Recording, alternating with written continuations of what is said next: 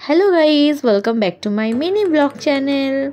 তো তোমরা দেখতেই পাচ্ছ আমি আর অনিকেত বেরিয়ে পড়েছি। তো তোমরা ভাবছো আমরা সকাল সকাল কোথায় বেরালাম। আমি আর অনিকেত আজকে একটু বেরিয়ে পড়েছি শপিং করার উদ্দেশ্যে। আজকে আমি অনিকেতকে বললাম যে আজকে এখন বাড়িতে আছি, চল অনেকদিন বেরোই না কোথাও, চল একটু শপিং করে আসি। তারপর অনিকেত বললো যে হ্যাঁ চল বেরোনোই যাক। তো দুজন মিলে তো বেরিয়ে পড়লাম ধর্মতলার উদ্দেশ্যে। তো দেখতেই পাচ্ছ আমি ধর্মতলাতে চলে এসেছি। অনিকেতকে খালি বলছে আমি এটা কিনবো ওটা কিনবো, অনিকেত বলছে চল আগে আমার প্রচণ্ড খিদে পেয়ে গেছে, আমি আগে কিছু খাবো তারপরে সব কেনাকাটির কথা বলবি। তো আমি আর অনিকেত তো চলে এসেছি খেতে। আমি খাইনি কারণ আমি একটু বাড়ি থেকে খেয়ে দিয়েই বেরিয়েছিলাম। তো অনিকেতের খুব খিদে পেয়ে গেছিলো বলে অনিকেত চিকেন পিৎজা নিয়েছিল।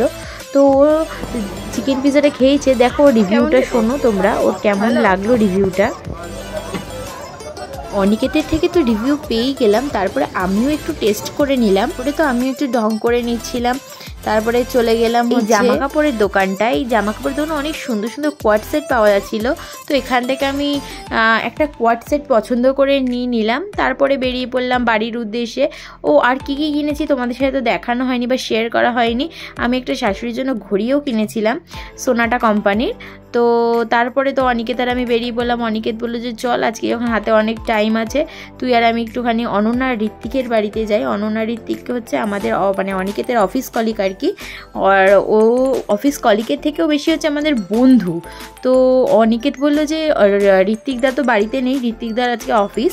তো অনন্যার জন্য চল একটু কোল্ড ড্রিঙ্কস নিয়ে যাই। তো ওদের বাড়ির সামনে স্মার্ট পয়েন্ট আছে, স্মার্ট পয়েন্ট থেকে আমি আর অনিকেত একটুখানি কোল্ড ড্রিঙ্কস নিয়ে ওদের বাড়ি চলেই এসেছি। দেখতেই পাচ্ছ ও এত আমাদের দেখে বক বক বক বক উপভোগ করছে, হাসাহাসি করছে, এই নিয়েই কথা হতে হতে টাইম কেটে গেল।